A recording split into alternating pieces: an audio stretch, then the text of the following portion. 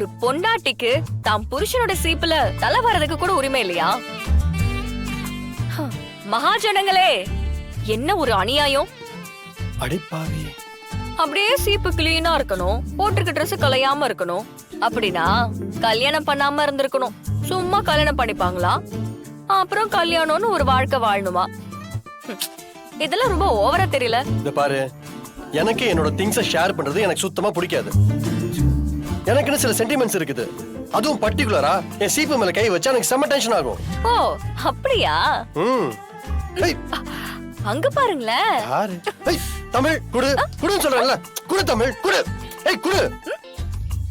மரியாதை கொடுத்துரு. குடுன்னு சொல்றேன்ல. குடு. ஏய். இன்னும் டென்ஷன் ஆகுங்க. அந்த டென்ஷன்ல நீங்க என்ன பண்றீங்கன்னு நானும் பாக்குறேன்.